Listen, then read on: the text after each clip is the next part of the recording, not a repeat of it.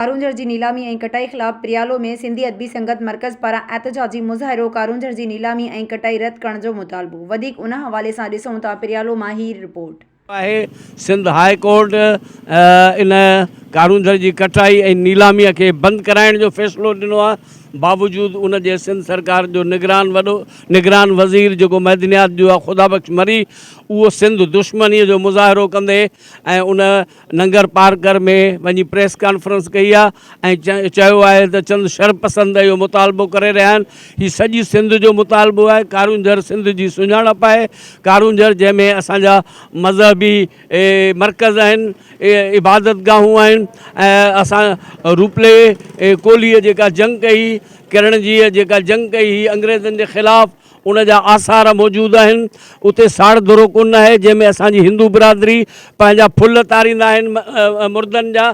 ऐं हिकिड़ो असांजो अज़ीम जेको वरसो आहे, जिते जूं जड़ियूं ॿूटियूं ऐं ॿियूं जेके शयूं आहिनि उहे रोज़ानो घटि में घटि सोन जे सिर जे बराबरि जेका माण्हुनि खे उतां कमाई थिए थी, उन सॼीअ खे ख़तमु करण लाइ ऐं कारूंझर जो ख़ूबसूरत जबल जेको दुनिया जो हसीन तरीन जबल आहे, जेको मोरनि जो मस्कन आहे, जिते मोर जॾहिं टहु कंदो आहे त डूंगर ॾींहं वांगुरु ॿरणु लॻंदो आहे, जिते शेख अयाज़ जी शाइरी आहे, जिते असांजे ख़लील कुंभर खां वठी जदीद शाइरनि जी तमामु घणी शाइरी आहे, जिते रिफ़त अब्बास ऐं राना महबूब जहिड़नि सराइकी अदीबनि किताब लिखिया आहिनि।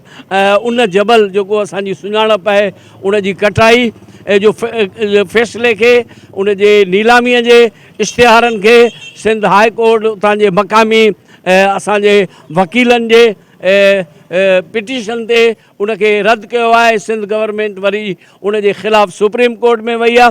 असीं सुप्रीम कोर्ट खां मुतालबो कंदासूं त सरकार जे इन फ़ैसिले खे रद्द कयो वञे। असां कंहिं बि सूरत में सिंध जा माण्हू कारूंझर जी कटाई ऐं नीलामी खे मंज़ूरु न कंदा, छो त उते जॾहिं बमनि जा धमाका थींदा त असांजो मोर पखी जेको सिंध जो सुञाणप आहे ऐं सिंध जो पखी आहे, उहो ख़तमु थी वेंदो।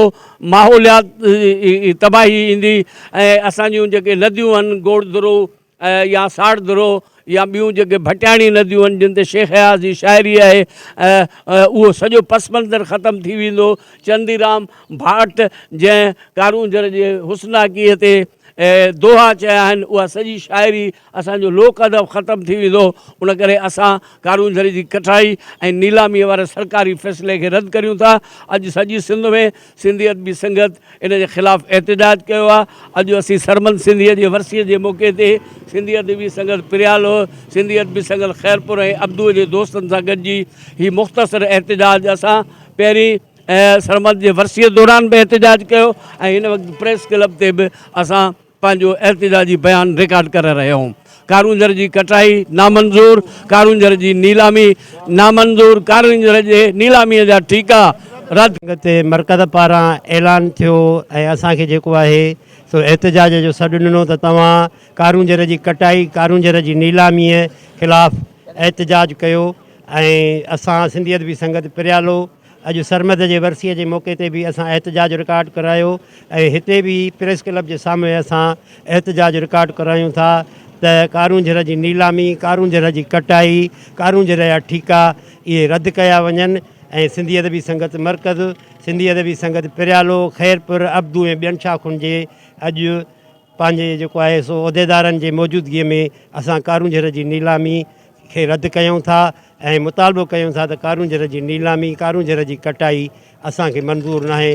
उहे इहे ठीका वग़ैरह सभु नामंज़ूर आहिनि, उनखे रद्द कयो वञे। कारूंझर सिंध जो क़ौमी असासो आहे ऐं सिंध सरकार जेके फ़ैसिला करे थी, ख़ासि तौर इहे जेके निगरान सरकार जा फ़ैसिला आहिनि, उहे तकरारी आहिनि। मुकमिल तौर ते उन्हनि खे सिंधी अदबी संगत रद्द करे थी, जंहिंमें सिंध जूं 1000 एकड़ ज़मीनूं कंहिं हिकिड़े इदारे खे ॾियण जे लाइ फ़ैसिलो कयो वियो आहे। या हीअ जेको कारूंझर जी कटाई जो फ़ैसिलो थियो आहे, सिंध जा अदीब, शाइर, सुजाण धुड़ियूं, सिंध जा रहवासी, सियासी समाजी अॻुवान उनखे रद्द कनि था। असांजो इहो ई मुतालबो आहे त कारूंझर जी कटाई जो फ़ैसिलो वापसि वरितो वञे ऐं हिन खे क़ौमी असासो डिक्लेयर करे उते जेके आहिनि मुख़्तलिफ़ जेके हेरिटेज में शामिलु कयो वञे। उन हेरिटेज में जेके ॿिया जेके असांजा असासा शामिलु आहिनि, उन में उन्हनि वांगुरु कारूंझर खे बि शामिलु कयो वञे।